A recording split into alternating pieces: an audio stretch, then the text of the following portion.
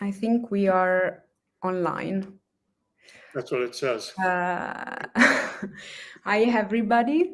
Welcome to the third discussion of the program Forms of Memory, which is a program that starts from the performative works by the American artist Mike Kelley. And this series of talks is presented with the support of the Italian Council by the Italian Ministry of Culture. And I would like to thank them and the Museum Macro, Luca Lopinto, the artistic director, and all the team of Macro, Andrea, Giulia, and many others that organized the event.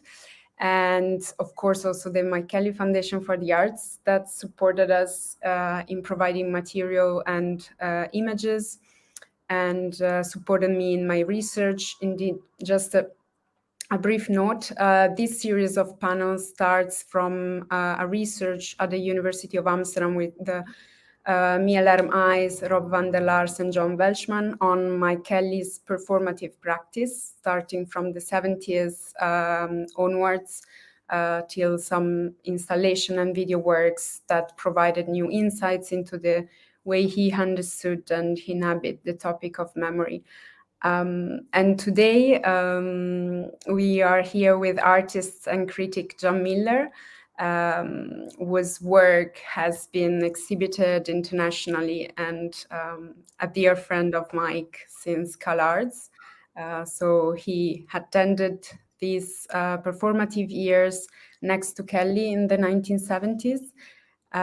He's professor of professional practice in Barnard College Art History Department, and John wrote also a book on Mike Kelley's educational complex, published by After All. And in this talk, John Miller will discuss Kelley's approach to performing and his early work, in particular in relation to objects, props, and objectification. And I'm so pleased to have introduced you, John, to speak more about it. And just a note to the audience, please do ask questions, and you can also write them in the chat, and I will deliver them just after the talk. So thank you. Oh, thanks a lot, Francesca, for inviting me here, and thank you to everyone who helped make today's talk possible. It's funny that this series is on memory because I took part in some of Mike Kelley's performances and witnessed several. And one of the paradoxes that I actually feel slightly guilty about is that I can only remember fragments often. And on the one hand, it was a long time ago, but also I think it had to do with something. It had something to do with Kelley's approach to performance and what his artistic goals were and how he conceptualized them. And I guess I would say, maybe we can go to the first slide even while I speak, just to see what one of the performances look like. I guess I move it up, right? Yeah. Okay. There we go. Well, one of the themes that ran throughout all of Kelley's work was a concern with the sublime, and it operates in sort of a funny way because often he parodied the sublime and he coupled his investigation with things that seemed to be the exact opposite. And one example is might be his work Janitorial Transcendence, and this is a work that came from the time when Mike was working as a janitor. I don't know who he was working for, but he was working as a night janitor. So he would sweep up an institution in the evening, and he was just working by himself. And he said he made up a game. So on the one hand, it was kind of like stultifying work, like very boring, and almost the opposite of what you would think of as a sublime experience. But he explained to me as he was sweeping the dust, that was part of his job, he would pick out a dust ball and say, this is the best dust ball out of all of them, and start to project a sense of, I suppose transcendence would be exaggeration, but a sense of specialness into something that otherwise would be totally something one would overlook or even deliberately ignore.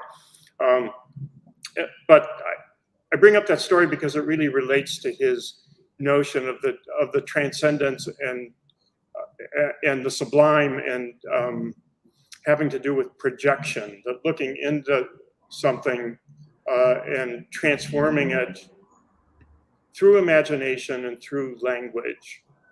And this, I think, carries over very directly to all of his performance. And Mike worked very much in the legacy of surrealism,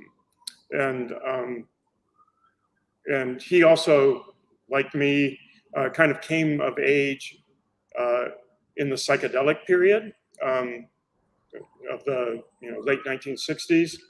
And on the one hand, he wasn't someone who took hallucinogens or anything like that, but he was very much interested in the psychedelic experience.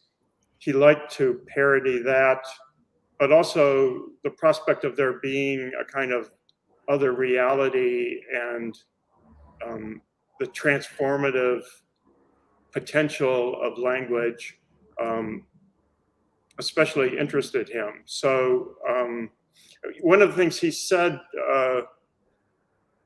relative to the sublime was that the infinite can only be proposed and realized through language. Those weren't his exact words, but that was the idea, that the sublime is something that only exists as a linguistic construct. So there was this tension between, say, the empirical, objective world and his artistic goals. And also in the sublime, he was very much influenced by traditional aesthetics as well, and especially the work of Edmund Burke, who wrote on the sublime. So anyway, you have this tension between empirical reality and a desire for the sublime. And I think it's one reason why he turned to objects, because objects became props for him, but they were also kind of stand-ins for given reality that he would play with. So that's why I'm talking about his approach to performance in terms of object lessons, like using objects in a kind of didactic way, but also subverting the object. And in many ways, his approach is kind of phenomenological, and I would say very much almost the diametric opposite of a philosophy of speculative realism, which grants agency to objects. He was much more invested in the linguistic. And also I remember in some of our talks about surrealism, and Mike was kind of a scholar of surrealism, really. He was the first to tell me what now maybe seem obvious, and it may be more obvious in Europe than in the US, where surrealism in the US is primarily regarded as a painting and sculpture movement. But Mike was really interested in surrealist literature, I think first and foremost. And one of the writers who was most important to him was Raymond Roussel, and who, if you look for a narrative or a conventional kind of psychology of a plot or something like that in his writing, there is none, because it's based on an associative structure.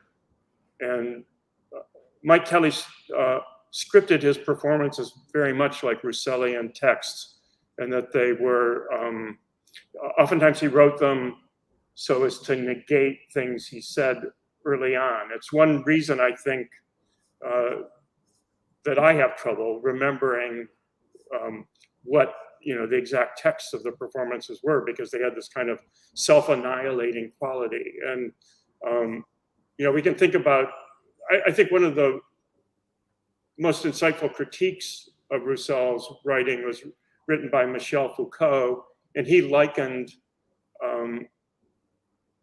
it to being in a maze or a labyrinth. I think that was the title of one of his texts on Rousseau. But if you think of the experience of being in a labyrinth, you get lost, you lose your orientation, but it's also an experience of terror if you think of the classical myth with the Minotaur.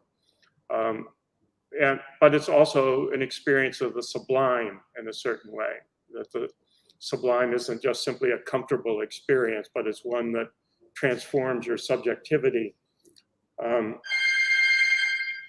Sorry about that buzz in the background. So anyway, I want to look at ways in which Mike Kelley invoked objects in his performance work and how this operated vis-a-vis the sublime. Here he is performing with some of his props, and well, I guess one of the first things is his influences. Well, let me backtrack a second. There was no narrative arc in his work. Instead, there was like a succession of often didactic assertions, and rather than pulling spectators into the narrative, what he tried to do was to, on the one hand, create an experience of presence, of absolute presence, but there was also, I think, a kind of amnesia quality to this, that one was totally fixated on what he was saying right then and there. And he even spoke about how he worked with the attention span of the audience. And I'll just quote from something he told me one time. Perhaps because people have a short attention span, you can get away with illogical developments if they unfold over a long period of time. People will assume that it is logical because they can't remember what happened before. So in my performances, say an hour into one, I would use the same terms, but I'd say something totally in opposition to what had been said half an hour earlier, and no one would know.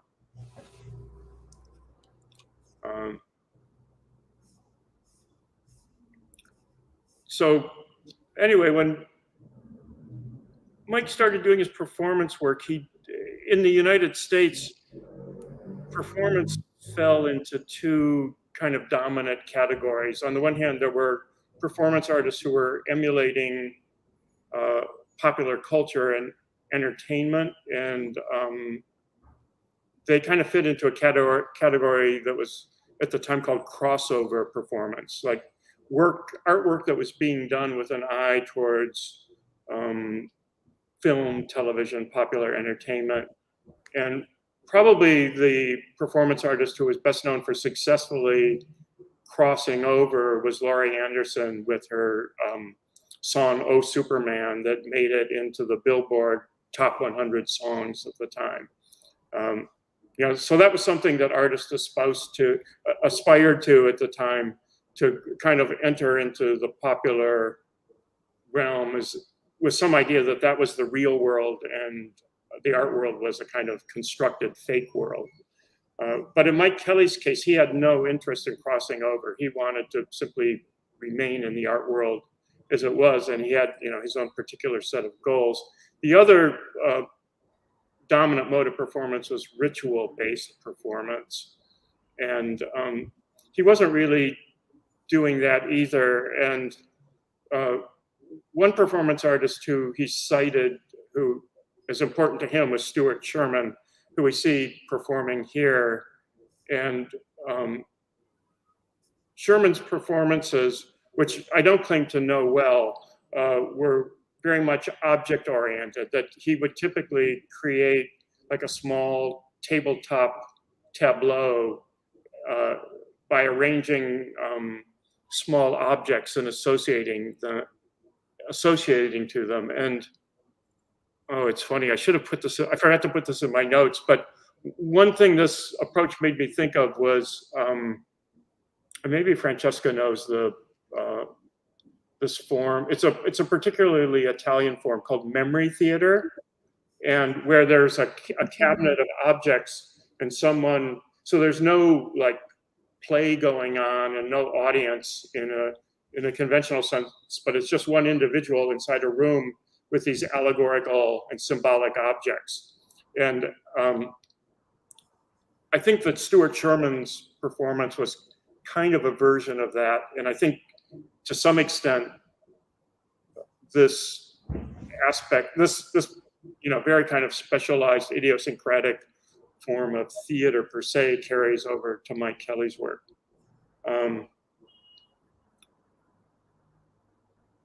Okay, so even though Mike was not into crossing over, he was influenced by, he borrowed from forms of popular entertainment, but in a way that didn't operate like them. So one thing that I believe influenced him was prop comedy, which may be just a totally American genre, but many people consider it like the crudest form of comedy, because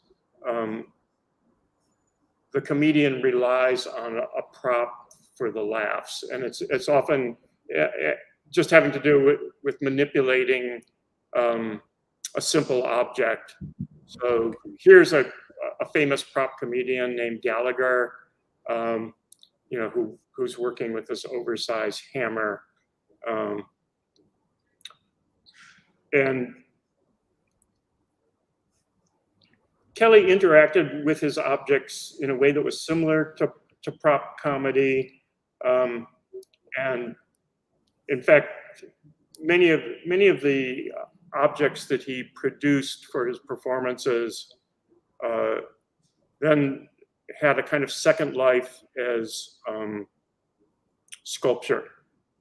So it created an interesting tension when he had exhibitions, because ordinarily we expect a sculpture to be a kind of thing in itself, and a prop is kind of something that represents something else. So it doesn't have that same kind of claim to authenticity. There's a kind of artificiality to it.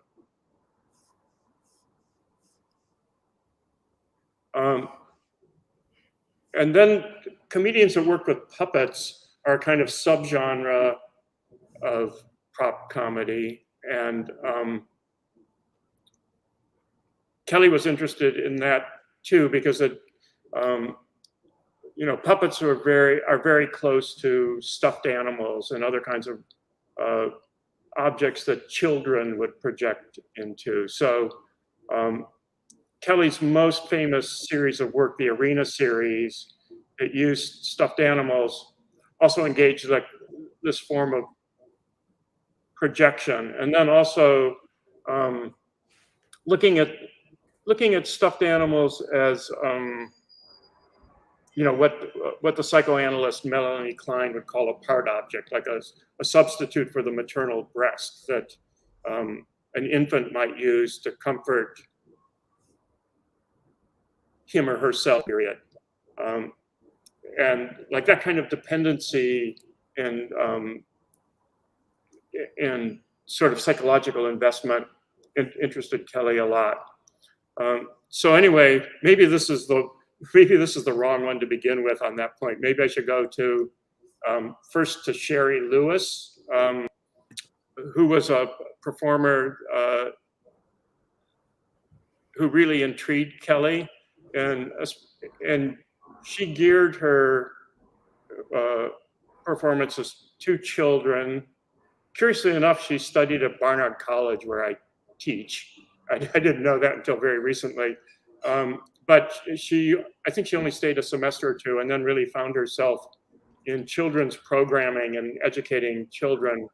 And part of that entailed using this puppet called Lamb Chop, which I happen to know Mike was very fond of. And in fact, he once gave my daughter a gift of a lamb chop puppet.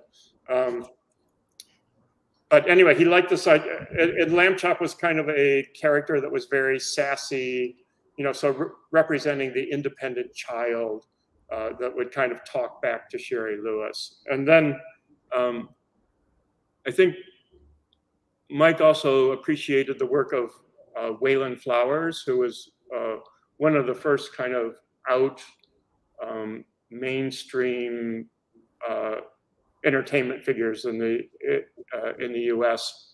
And he created this, I think, rather off-putting puppet called Madam that was kind of a diva figure that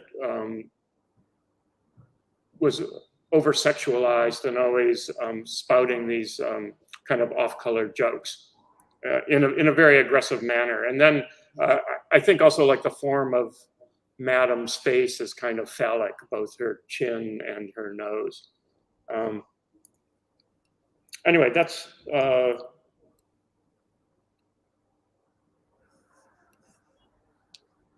just move ahead here. That's getting into music. So that's so we've got a few things to say before we get to music. But so in doing a performance, one thing that Kelley didn't want to do so much is he didn't so much want to draw the audience in. So there was like a quality of alienation to what he was doing.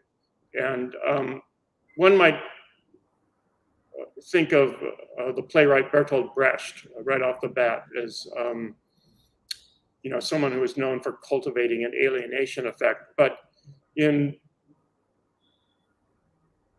Brecht's plays, he wanted to alienate the audience from the characters in his play. And Kelley wasn't developing characters. In all of his performances, there was just him. And if there were other people taking part, they were almost reduced to a prop-like character. They were kind of stooges, like just vehicles for whatever he was doing. So there was no interiority either to Kelley or to anyone who might perform with him, as I'm well aware. What Kelley was, the form of alienation that alienation took in Kelley's work was more alienating the audience from itself. So that's something in a very different tenor than Brecht's work. And I think another part of that was that I don't think that Mike ever felt that the way alienation operated in his work would necessarily reveal a political truth in the way that Brecht aspired to do in his plays. And more closer to his aesthetic, not surprisingly, is the work of Artaud, who is a playwright who had a close connection to surrealism. And in The Theater and Its Double, Artaud writes that his goal, and sometimes he wrote in apocalyptic terms, was the transformation not only of theater, but of society as a whole. And he wrote, among other things, "The public will believe in the theater's dreams on the condition that it take them for true dreams and not a servile copy of reality." So I think that states it very succinctly, that the point was to make a break from reality, to offer some kind of differential condition, not to represent it, not to wake the audience up to the supposed real conditions of reality. And in terms of it's interesting to read Artaud's essays because he was a very kind of charismatic, visionary figure, and his texts are filled with quite apocalyptic statements. But they also included a very kind of practical program for theater and reforming theater as he saw it. So I'll just go over some of those points. The first was to eliminate the stage. And if we go back up here, here we see Kelley performing at LACE, which is an alternative space in Los Angeles contemporary exhibitions. And there's no stage, it's just an exhibition space that's being performed in. And this actually was the condition. This wasn't so much something that was special to Kelley. It was a kind of default condition for most art performance. And also even the Judson Dance Theater, which often performed in the gymnasium of the Judson Church, which is just off Washington Square in New York. And in fact, I don't think I put any images of this into the PowerPoint, but Kelley's last performance, which was kind of an extravaganza titled Day is Done, took place in the Judson Church gymnasium. And he was very much aware of that being the site of so much minimalist work. And on the one hand, it took the form of kind of like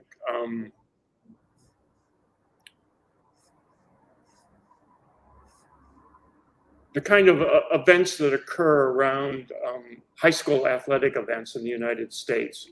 So for example, and especially in the Midwest, where I'm from and where Kelley was from. So for example, in football games, there would be a halftime show with bands and cheerleaders. And it's funny, my wife is from New York, grew up in New York. She's very much like a city person. And one time when we were visiting my hometown in Ohio, we went to a football game, and she saw for the first time in her life a halftime show as it's done in the Midwest. And she said, "Oh my God, it's like a Mike Kelley performance." But in fact, what Kelley was doing was he was drawing off of these kind of vernacular forms of American culture and pushing them to an absurd point. And then this took on a particular resonance in Day is Done, because in a way he was trying to out-minimal the minimalists, where in becoming more minimal by becoming more vernacular. It's funny because when I was a student, one of my teachers was Yvonne Rayner, who was a principal member of the Judson Church group. And one of the things that they often spoke about was doing task-like behavior. And Mike always bridled at this notion because he felt that there was still like too much artifice, that these were trained dancers, they knew how to move. And he said, why not just have a janitor walk across the floor or something like that? So he pushed his performance in that direction and saw that, being closer to unself-conscious vernacular cultures being kind of more intense form of minimalism. And some people have written that Kelley's work, that it was that's a misconception to see it in terms of minimalism. And I disagree with that point of view, that I think, in fact, in many ways it's very close, or that it's an extension of minimalism, but taking it to the nth degree. So for example, a foundational work of minimal sculpture is Robert Morris's columns, that began as a performance. And it's just simply a rectangular box pointed gray. And as Morris first conceived it, he would topple the box. So the audience would just wait, watching this box for 3 minutes. And Morris wanted to be inside the box. He suffered a head injury during a rehearsal, so later just pulled the box over with a cord, but just toppled it. So it went from an upright to a horizontal position. And then there was 3 minutes of watching that, and the performance was over. So if you think about it, it's a kind of very dry form of prop comedy in some ways. So I think some of that is embedded in minimalism. Anyway, back to Artaud. One of his second principles was to free theater from the text. And he wrote, "It is essential to put an end to the subjugation of theater to the text and to recover a notion of a kind of unique language halfway between gesture and thought." So that too, I think, is something that Kelley sought after in his own work. And partly I think he draws off an Irish tradition in poetry, is a very oral tradition, but also that his performance was very much invested in embodied movement.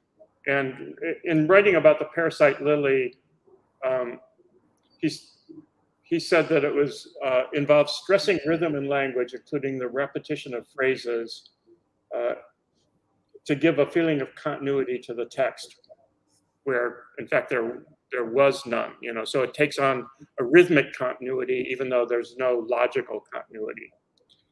The use of language is more akin to a poetry reading or a chant than to traditional theater. And then I think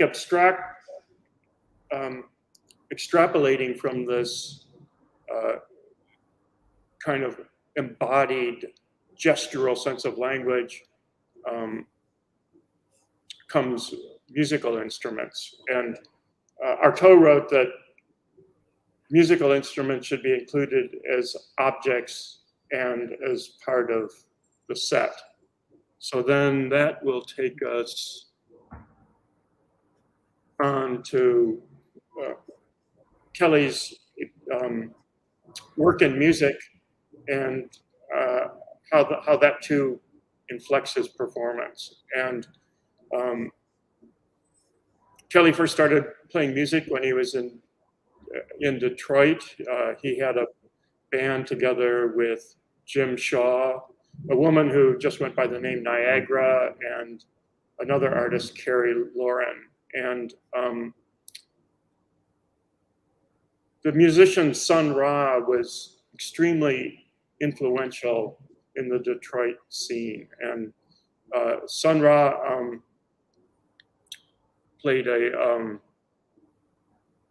was a jazz musician, and he played a very experimental form of free jazz.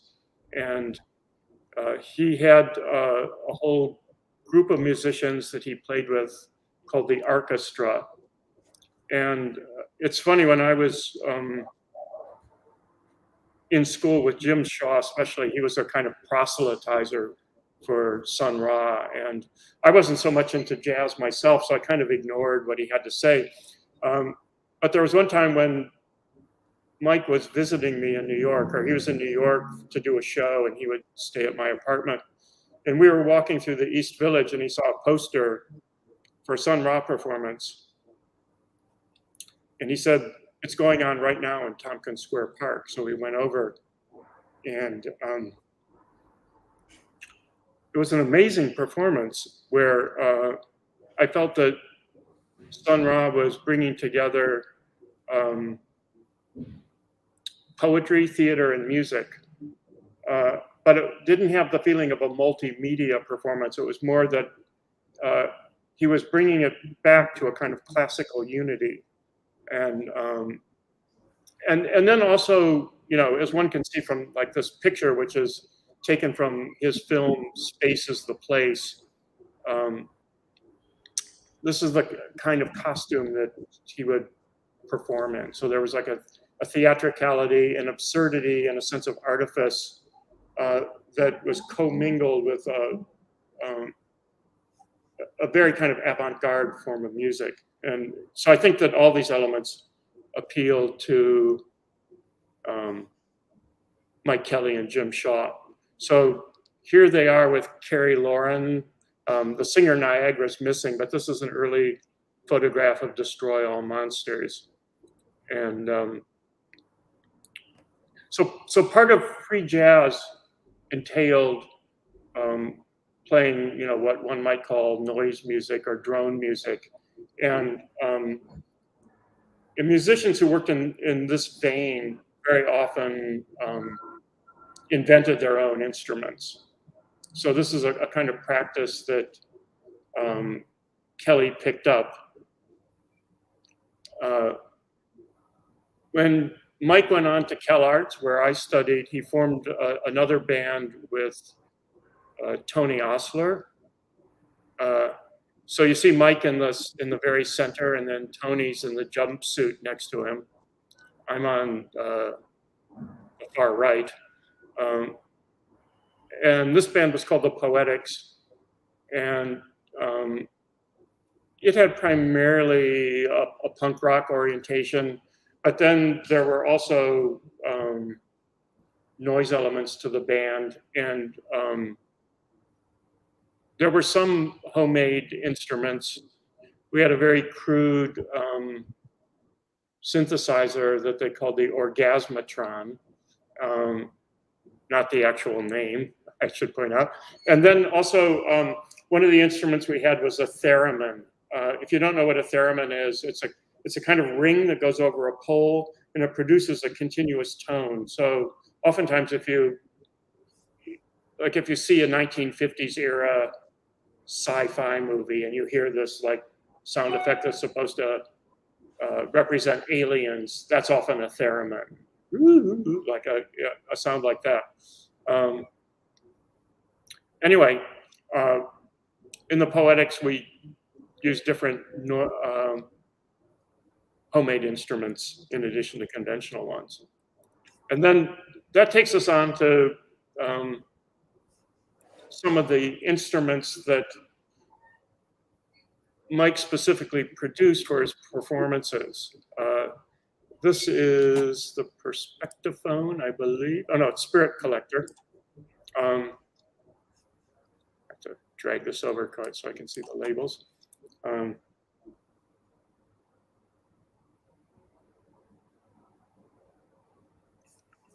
This is from a performance I never saw, actually.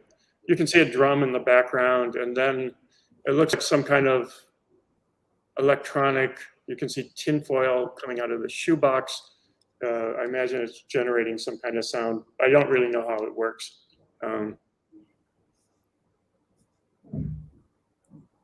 This is an instrument from tube music, where presumably by squeezing the bag would cause the tinfoil at the end of the tube to rattle, a bit like a kazoo or something like that.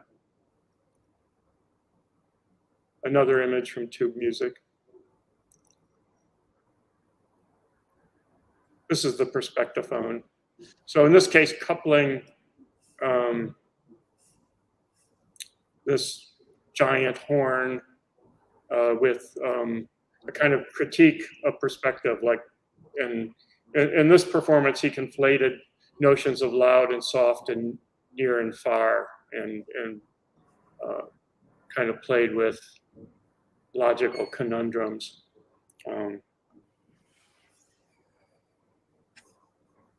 Just more pictures of instruments here.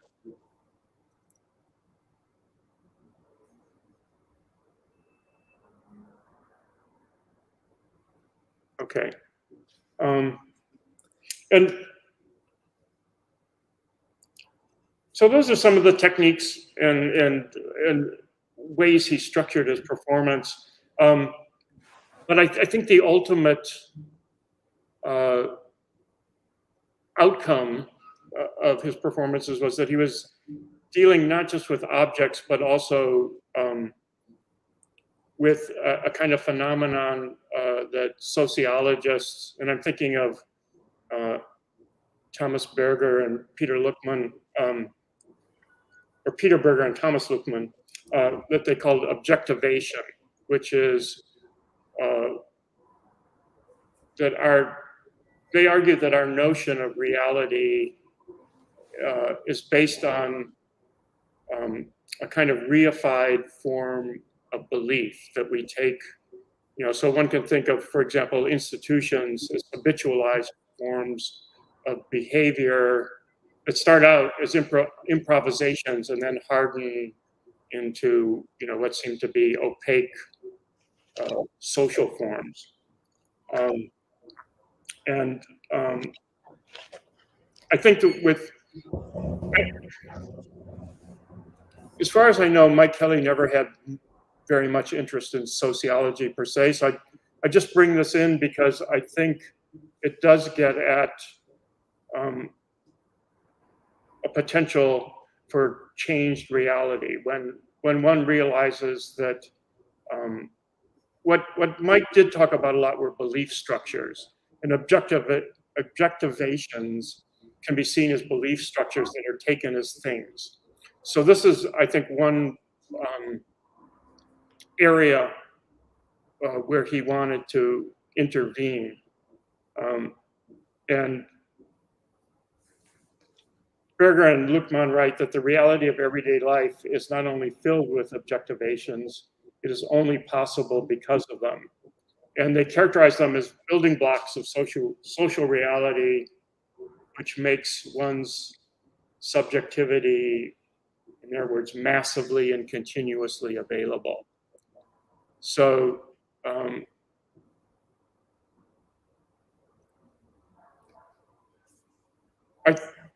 so I think what one, in a way, ends up with at the end of a Kelley performance is this kind of collision between a potential glimpse of sublime experience, which is one of disorientation, alienation, detachment, and then this constructed notion of what we take to be reality that maybe starts to seem potentially tentative. I don't want to overstate the claim for that, but I think that those are the dynamics that that Mike was concerned with. Yeah, and also I've always been interested in these shaped tunnel objects, because they seem to have this similar status of the smallest objects that Kelley was obsessed about, and he handled during the performances, like boxes or corners, or he was using a lot pockets. Mm-hmm. And the tunnel is kind of performative space as much as the props are, in a way. And I remember this installation that he did in 2006. There was an offshot of educational complex, Rose Hobart. So it was an installation that consisted in a series of wooden tunnels plunged into darkness, into which the viewer would have to crawl and get a glimpse of Bob Clark film Porky's with the Morton Subotnick music, and when I entered, because I experienced that at the Hangar Bicocca in Milan, there was the show curated by Emi Fontana and Andrea Lissoni, and I went down into one of the two wooden tunnels, trying to see also the film, but I felt like I was spying in a way. So the structure was really reminiscent of the objects of his performances of Perspectaphone, for example, and somehow can reconnect to pockets and drawers and caves. There was this Kelley's interest in hidden spaces of our memory, of the spaces of the repressed, in a way. I think that's true, and he was very much into subterranean spaces, caves, and rock formations. So it's funny because there was one time I was driving across country, and he absolutely insisted that I go to Bryce Canyon, And in fact, at that time, this was well before cell phones and everything. This was like in, what was it, 89, that I made this trip. At that time, there was an organization, I think it still exists, it's the American Automobile Association, or AAA, as everybody called it.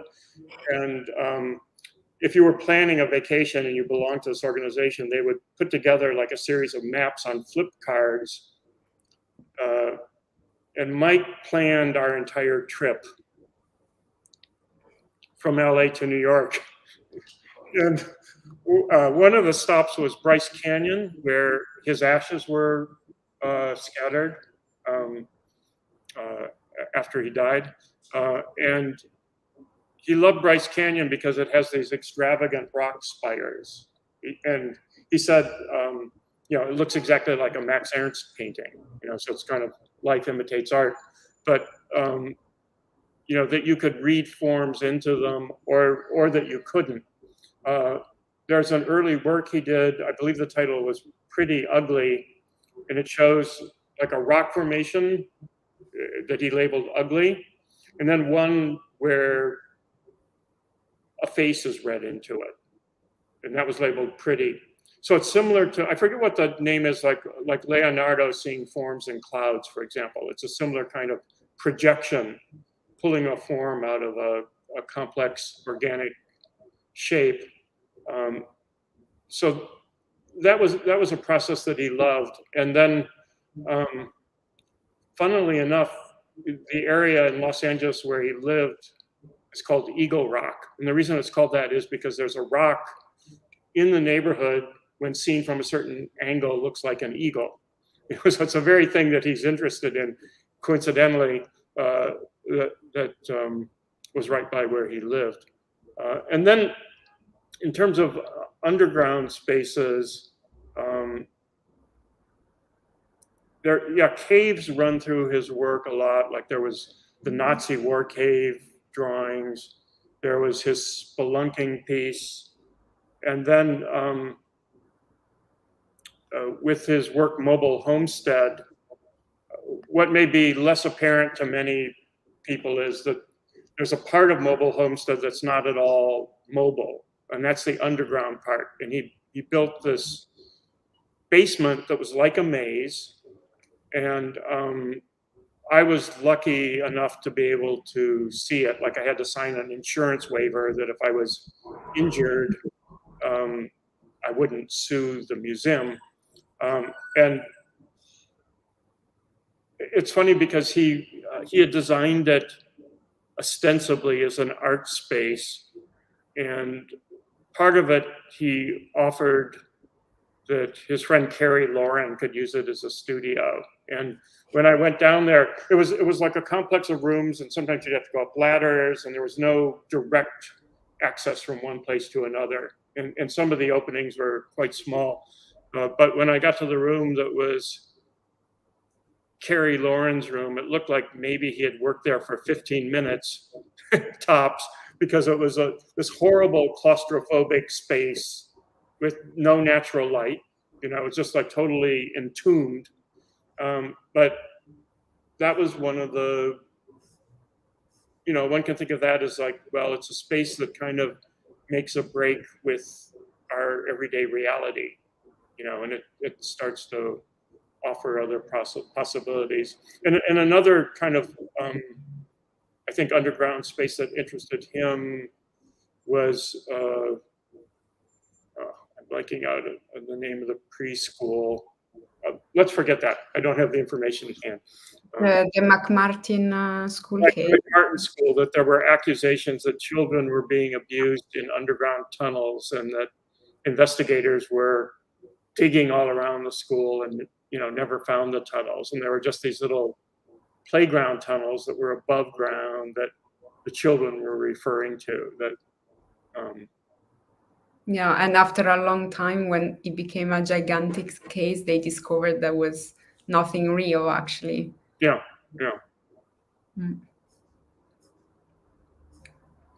But I wanted to, if you go to the picture after, there was that I wanted to connect actually to your work, to Epic Theater. That is the work that you did in 2020, for the exhibition at Metro Pictures in New York. And I think since you talked about Artaud, about the objects, about the notion of the everyday, there is no stage. There is actually here a photograph actually in your work is also like in between theater and film photo shooting, and you serve also yourself of real and ordinary objects, in the process of appropriation. So I was interested to know what you think of this parallelism on this work and how you approach this whole idea in your own work. Okay, well, maybe I could start just by explaining what we're looking at in case it's not totally clear. But this was an installation that was part of a show that featured several photographs of mannequins shot against different pictorial backdrops. And these are backdrops that I just purchased on Amazon. They were, printed on nylon. So in this case, on the back wall is wallpaper. And then I photographed the backdrop stand with this image of classical columns. So in a way, what we're looking at is, sort of suggests an infinite regress, like a picture within a picture. And then, so it's kind of like, in a way, this is a piece that talks about a little bit about what I did to make the other works in the show. So in that sense, it is Brechtian. So I called it, sort of showing the mechanism or the technology that was used to create the image. But it's also a kind of dry parody of that, at least in my thinking, where these heaps that are on the floor are other photo backdrops. And then at the very last minute, I decided to lean a gray monochrome painting on the floor against the backdrop. And then there's a light stand and a inexpensive middle format film camera and a mannequin wig and a hand and a few other odds and ends. So it was sort of setting a stage for the viewer, and then I guess playing with also this like sense of the pictorial and the life size, and conflating the site of production with the site of exhibition. Those are some of the issues I was playing around with in this work.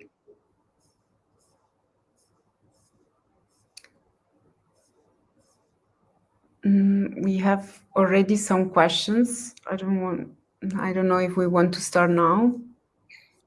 Sure, go.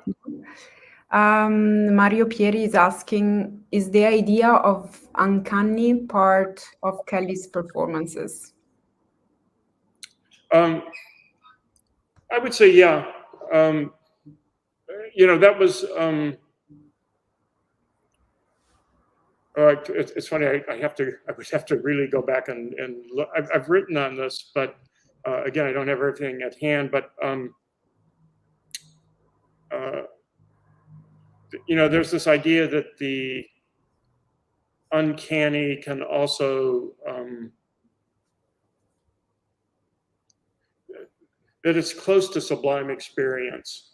And there's these, with the sense of the uncanny, there's slippages that can occur. So the way that Sigmund Freud wrote about it was, in German, there's the term heimlich or homey or homely, and unheimlich and unhomely. And Freud talked about this kind of slippage between what is most familiar what seems strange. And when the uncanny is the most kind of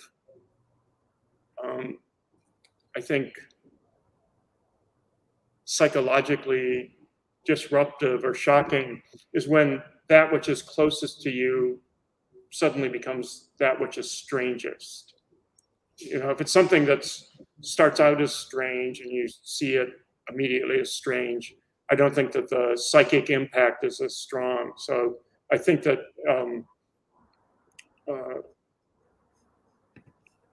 when the familiar is transformed into something else, which is kind of what Kelley was seeking as part of his larger aesthetic project, that's when the impact is strongest, I think. So short answer, yes, I think the uncanny was definitely part of Kelley's performances. And just as he did a series called The Sublime, that was followed by a series called The Uncanny. So even in the kind of genealogy of his work, there's a linkage there, an explicit linkage. Okay. And maybe while we wait for other questions, I don't know if there are other questions. You can write them in the chat. I wanted to, meanwhile, just connect to what you were talking about, noise music, and also because he said, for example, that he was really connected to Luigi Russolo Futurist Manifesto, The Art of Noises, in 1913, and they had an influence on him in forming the band. And also, one of his first performances, that was the Futurist Ballet, and it was in the 73. With Jim Shaw and other friends. It really happened as almost a guerrilla style act. So they put posters around the college, and saying a non-existing intellectual event. And when the students would search for the lecture, they were facing a neo-dada performance involving pornographic readings, props, writings, and noise music produced with vacuum cleaners and other noisy voices.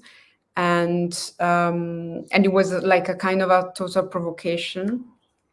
Also, he was saying. So I also wanted to ask you how your work as a musician appear also in your visual art practice, and because your own introduction to noise came through playing with Mike Kelley and Tony Osler at CalArts. When you had a band, you were saying the Poetics. So I was just curious about that. That's true. Probably my first exposure to noise music was there was a very small localized movement in New York, in the New York punk scene, which was very small in the mid to late 70s. But a group of noise bands emerged that was labeled no wave as opposed to new wave, and there was a compilation of some of their performances that Brian Eno produced called No New York. So that was my first introduction. But really, when I started playing with Mike and Tony, they wanted to incorporate noise elements into what we were playing. So that, that's when I really started thinking about it and working with it. And one of the funny things was, in terms of reception, and it went from being something that audiences strongly disliked, and we had we had one performance one time in Long Beach, California. It was at the loft of a art punk band called the Suburban Lawns, and they would have events at their loft. And we were playing with a Chicano band called the Plugs, who the audience loved. And it was a kind of space with two big rooms. And then we went on, and everybody but one person crowded in the other room to get away from us. So there really wasn't, there was kind of a rejection of that kind of music at that point. And then years later, and I think it might be partly through the success of the band Sonic Youth, which who I knew early on and never expected to be successful. It actually shocked me when they became successful. But since they incorporated noise elements into their music, I think that started to, it was at least one thing that opened noise and drone music up to broader audiences. So later I started playing drone music with a German musician and artist, Jutta Kotter, and it's sort of funny because for us it started a little bit, oh sorry, turned off my phone, but that was my computer. Sorry about that. I'm friends with an artist from Brazil who's lived in New York for many years, and her name's Karen Schneider, and she did a installation at the Sculpture Center called Sabotage, where she installed these smoke machines. And the idea was that she would turn them on, and then one couldn't see anything else in the show. You know, so it was kind of like obfuscating the installation. And, you know, it was a performance. So the smoke machines weren't running the whole time, but just for a set period. And I joked with her that she should have a metal band playing. And then Karen said, like, well, why don't you play? And so then Jutta Kotter and I ended up playing at the Sculpture Center and started making up our own vocabulary. Jutta had played a lot of noise music. She played with Steve Perino. I'm trying to remember what their name was. I forget. But yeah, she had played noise music for many years, and she plays keyboards on a synth. And anyway, years later, after we had been playing for a while, I was having an opening, and I knew Mike would be in town, so I invited him to play with us, and he's friends with Jutta as well, or was friends with Jutta. And Mike said, oh, well, why don't we invite Tony Conrad, who at the time I didn't even know the music side of Tony's work. I was familiar with his film. And Tony was very much someone who he was like one of the progenitors of minimal music. He had played with John Cale before the Velvet Underground, and but Tony was someone who would create his own instruments. So we ended up, the four of us, playing together.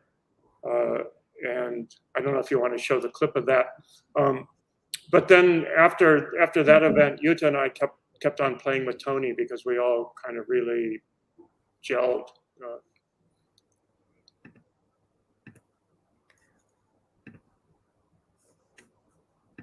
I'm gonna show the clip of 3 minutes. Yeah.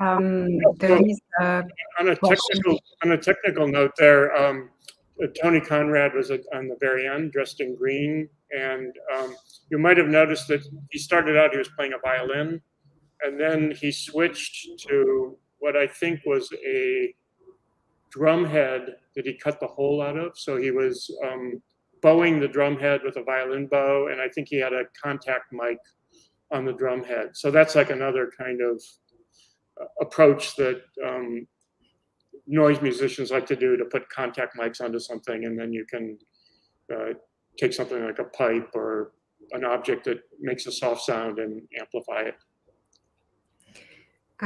There is also another question you partially answered before, like what led you to make music, how you started to play. I think you partly like replied on this, but if you want to add something. Well, I could say a little more. I mean, back when I was an undergraduate art student, the art world was very much smaller than it is now, and it wasn't really very open to artists of my generation until two galleries opened in New York. One was Mary Boone, and the other was Metro Pictures, which is a gallery I ended up working with, and who Mike worked with as well for many years. But in that, well, to backtrack, going back to RISD, the Rhode Island School of Design, where I studied, one of the bands to come out of that school was Talking Heads, who were a few years older. So we younger students looked to them as a model of success, and people who had studied art, but then, and this may also go back a little bit to the crossover kind of sensibility, but you know, they were able to find a venue for what they were doing on their own terms. And so I joined a band I'd played music before, but I joined a band at RISD, and then my friends and I more or less moved to New York after we graduated and formed bands there. And then my one friend, John King, he's from Connecticut, and he was in a record store looking at the punk bin. And it was at a time when like the audience for that was so small, if there was someone else looking at the punk bin, they were your friend. So he met this high school student who started coming to our loft and jamming on the weekend, and that was Thurston Moore. So there was kind of like rumblings of you know, getting involved in music that way, and also that there in New York there was, aside from clubs where like punk was a very unprofessionalized music. So for a very short period, it was open to anybody who showed up. And then there were also like a network of lofts that hosted performances. So it seemed to many of us, it was a more practical way to connect to an audience than fantasizing about a show in a gallery. And like when I was in school, I thought like, oh, showing in a gallery, that's for an artist like de Kooning or something. It's not, you know, it seemed like a very kind of far away thing. And then later unlike my friends who kind of stayed on the punk scene, I did what was really the uncool thing and went to graduate school in California. But then ended up playing with Mike and Tony. And then, but then when I came back to New York, I auditioned for several bands, but nothing really worked out. And at one point my guitar was stolen, so I didn't play music at all for about 13 years, and then just gradually got back into it.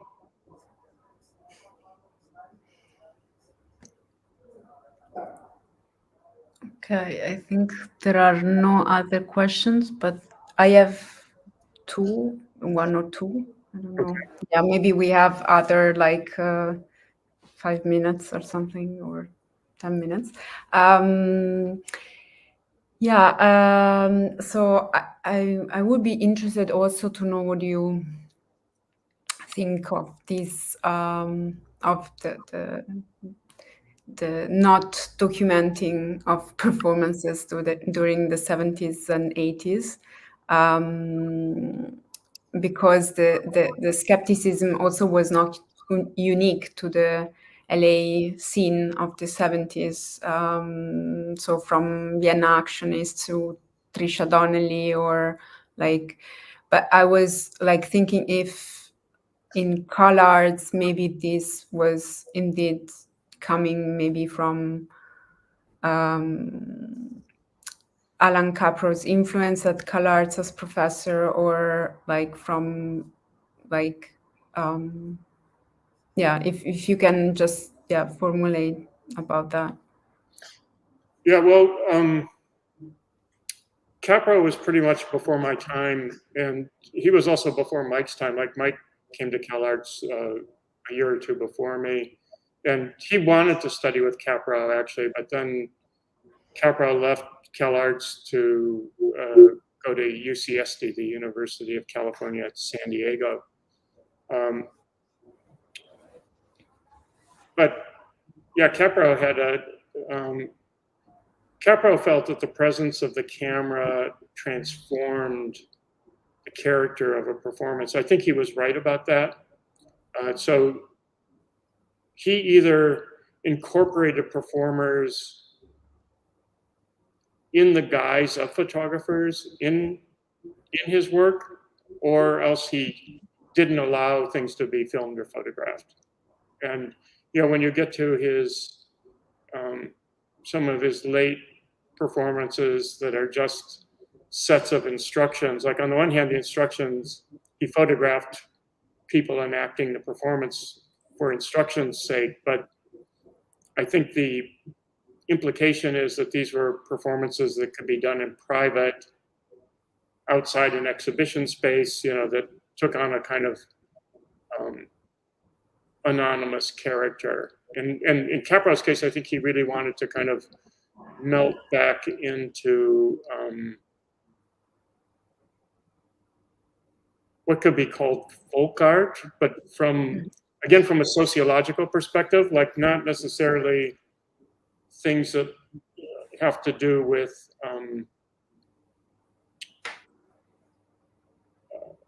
localized traditions so much. Although Capra was interested in that a little bit, but folk art in the sense of, I'm trying to think of Howard Becker talked about folk art in just very objectified sociological terms as a unself-conscious performance. So an example that he gave was singing Happy Birthday as part of a birthday ceremony, where it's not really about your skill, it's about the ritual, and people don't even think much about doing it. It's almost, like one wouldn't think of singing Happy Birthday as a work or something like that.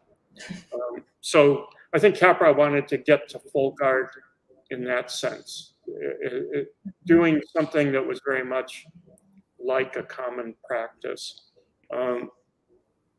Then I guess with the overall principle of not documenting, I totally understand it, because even like I was lucky to see Day is Done, which was documented. It was an exception, but and I think it's good to have that as documentary material to refer to, but I felt that the footage that I've looked at didn't really capture the experience of being there in the present. And I think that that's what was important important to Mike. And part of that also is like a kind of carryover from hippie culture in a way too. For example, there was like the figure Baba Ram Das, whose motto was "Be here now." So it was this sense of being in the present, not worrying about the future, not thinking about the past, but this idea of just almost like a meditation exercise or something, like opening yourself up to everything that was concretely happening around you in the moment. And just here and now. Yeah. So like when I saw Day is Done, I wasn't like approaching it with like those goals or anything, but I found I got wrapped up in it, and my sense of looking at it and seeing it then was much more vivid than the videotape. And some things on video seem much less impactful than they did in real life. Yeah, and with Banana Man, he started a bit to with the video, but then like before it was not really documenting the performances. Was Banana Man ever done as a performance, or was it solely a video? Actually, no, it was actually already filmed, but it was him performing, so it's seen as a performative work, but at the end, like the work is the video. Yeah. Well, before that, he performed. He was good friends with the filmmaker Erica Beckman, and there's several Erica Beckman films where Mike performs, and in those films, I think they come closer, even though they're planned and they're scripted.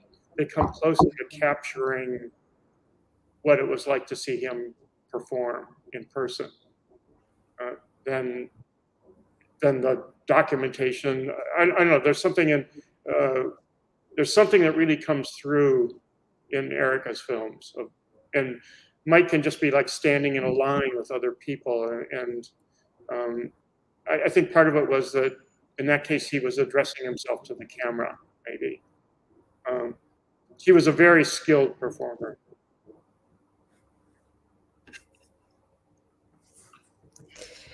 And wow, thank you so much. Well, you know what? I have one last. This is a minor kind of footnote to the performance we watched, but the night we played, Mike was coming down with the flu, with influenza, so he was basically sick.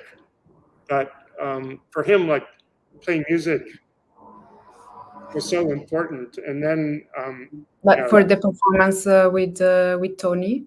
Yeah. He was ill that night, but then he wanted to do it anyway. And then, once he started, he was totally wrapped up in it. So that was, I think, indicative of part of the way he performed too, that it was like this, once he decided to do it, it was a kind of total immersion. Yeah. Also, there was not so much space, to improvisation. It was all like... It was a small exhibition space. I think about 30 people crowded in, but then what you didn't see, as opposed to like performances where people were fleeing us, in this case, there were people outside the building on the sidewalk, like trying to hear, so we had a big crowd outdoors. But that had to do with like the change of reception in noise music, where it became more of a kind of almost like a popular ritual in a way.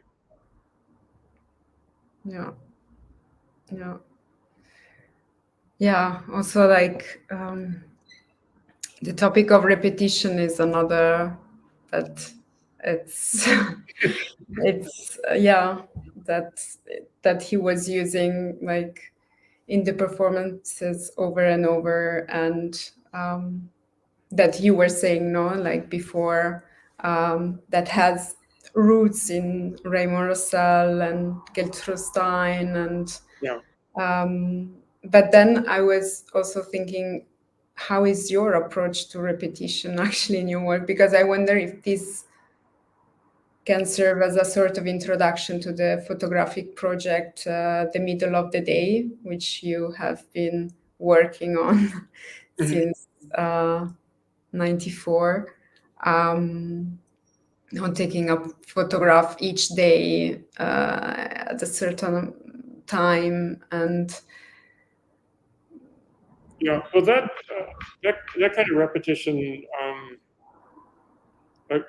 one precedent I would cite for that, although I didn't go into it thinking about it, but is on Kawara's work. And just this, kind of like linking an activity to the unfolding of time. Repetition is such a big kind of, such a kind of broad structure. I've used it in a lot of different ways. Like in a kind of recent video, I have, maybe it's like 2 or 3 years old, but it's a shot of a mannequin coupled with the statement, "It's me." It accelerates, so you can barely see anything, and the phrase breaks down. So that has like a kind of, there's a kind of musical structure to the video, but also it's like concerns a sort of breakdown of self-identification or something. But there's a lot of things you can do with repetition. Yeah, totally. We could never end also. Okay, no, I think I close the discussion. So thank you so much for this, John. Okay, well, thanks for the invitation. Thanks again to Macro, Italian Council, and everybody for listening. So thank you, John. Okay, thanks too. Bye. Thank you.